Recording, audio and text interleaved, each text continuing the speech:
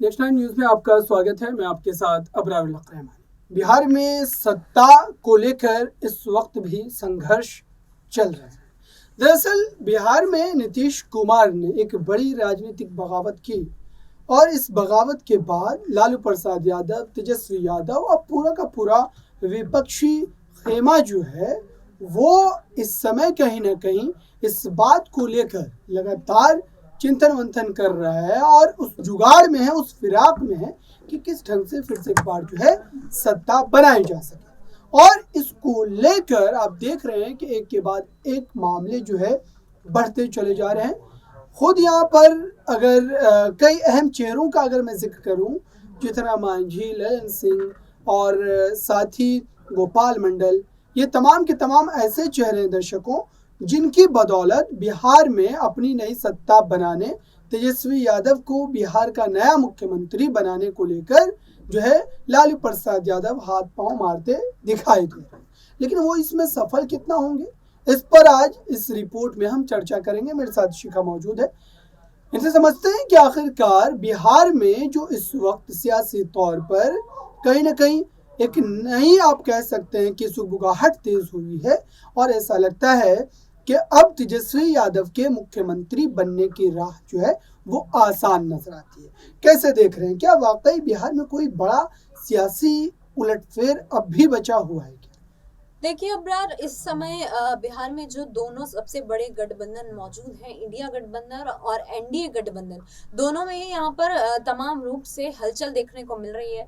जहाँ बात करें अगर हम एनडीए गठबंधन की, तो यहाँ से तमाम खबर ये सामने आ रही है कि कहीं ना कहीं चिराग पासवान जो हैं वो अपने कदम एनडीए से पीछे ले सकते हैं। यहाँ पर सामने आया था कि इंडिया गठबंधन ने चिराग पासवान को यहाँ पर 6+2+2 सीटों का यहाँ पर ऑफर दे दिया था, जिसके बाद चिराग पासवान के सामने से भी तमाम चीजें यहाँ पर सामने आई। उन्होंने ये बयान भी दिए थे कि कहीं ना कहीं जितना उनको मिल रहा है वो उससे ज्यादा कहीं ना कहीं डिजर्व करते हैं। तो इस तरीके की बात चिराग पासवान के उससे सामने आई।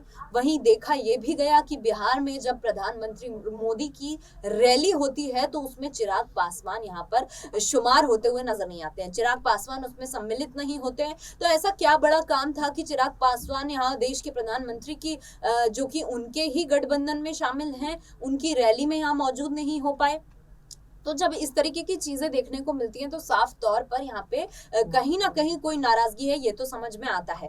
और अभी देखा गया कि अमित शाह की रैली हुई जिसमें चिराग पासवान फिर से शामिल नहीं हुए। तो जिस तरीके से वो सारी रैलियों को इस तरीके से नजरअंदाज कर रहे हैं, सारी रैलियों से अपना पल्ला झाड़ चुके हैं, तो क्या यहाँ पर ये देखने को मिल सकता है कि वो एनडीए को छोड़ सकते हैं? और अगर यहाँ पर चिराग पासवान एनडीए को छोड़ते हैं तो कहीं ना कहीं एनडीए के लिए एक बड़ा झटका होगा और इसका सीधा फायदा यहाँ इंडिया गठबंधन को मिलेगा, जहां तेजस्वी यादव जो यहाँ पर तमाम यहाँ पर बड़े चेहरे हैं। तो इस तरीके से जो चीजें सामने आती हैं उसमें यही नजर आता है। बिल्कुल दर्शकों, अब आपको दिखाते हैं हम कि आखिरकार गांधी मैदान में जो उस रैली को लेकर लगातार विपक्ष जो है कहीं ना कहीं जो है अंदरूनी तौर पर आप कह सकते हैं कि वो इस बात को लेकर काफ़ी ज़्यादा पुरुम्मीद है और उन्हें ये लगता है कि बिहार की जनता इस बार उनके ही जो है समर्थन में वोट करने वाली है। और जो भारतीय जनता पार्टी ने 2019 के लोकसभा चुनाव में अपने प्रदर्शन को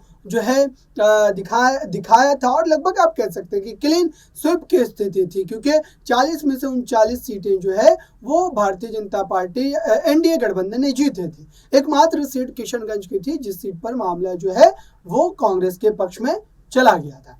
गांधी मैदान में जो है लालू प्रसाद यादव ने जिस ढंग से सत्ता पक्ष को ललकारा था, उस बयान के एक अंश को आप मैं जो है आपको दिखाने जा रहा हूं मैं दर्शकों।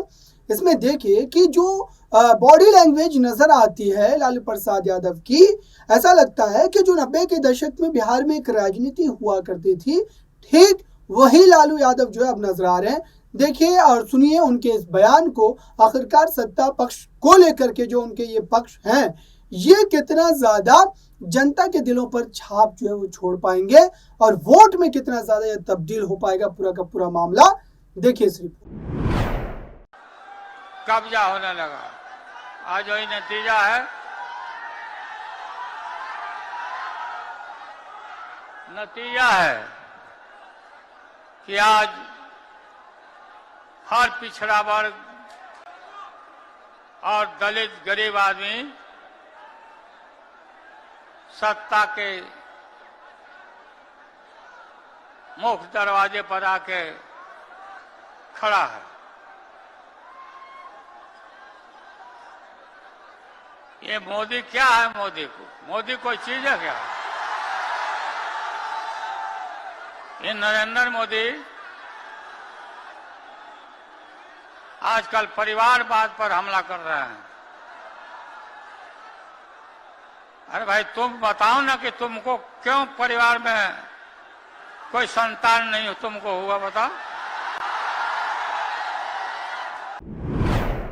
तो आपने देखा दर्शकों, आखिरकार ये स्थिति क्यों पैदा हुई और इसको लेकर के साफ तौर पर ये माना जा रहा है कि अब बिहार और उत्तर प्रदेश की राजनीति में ही ये तय होने वाला है कि दिल्ली की सत्ता की जो कुंजी है वो किसके हाथों में जाने वाली है। और दिल्ली में इस बार क्या तीसरे टर्म में एक बार फिर से प्रधानमंत्री नरेंद्र मोदी की ताजपोशी होगी या फिर सिक्के का जो पहलू है वो बदलता नजर आएगा।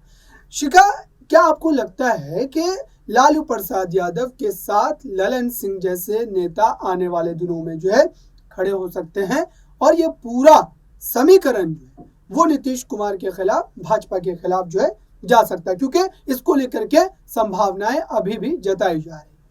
जिस तरीके से देखा जाए अगर लल्लन सिंह को, तो लल्लन सिंह हमेशा से ही नीतीश कुमार के राइट हैंड माने जाते हैं, बहुत ही उनके करीबी रहे हैं। लेकिन उसके बाद तमाम तरीके से ये बातें भी सामने आई हैं कि कहीं ना कहीं लल्लन सिंह की नजदीकियां यहाँ तेजस्वी यादव और लालू प्रसाद यादव से बढ़ती हुई नजर आई हैं। जैसे ही नीतीश कुमार ने एनडीए में शामिल होने का यहाँ पर निर्णय लिया, कहीं ना कहीं लल्लन सिंह यहाँ पर नाराज नजर आए। उन्होंने अपने पद से भी इस्तीफा दिया था। इसी बीच तो तमाम तरीके की चीजें भी सामने आई कि कहीं पार्टी भी यहाँ पर लल्लन सिंह छोड़ते हुए नजर आएंगे, लेकिन पार्टी तो लल्लन सिंह ने नहीं छोड़ी, लेकिन नाराजगी बरकरार रही।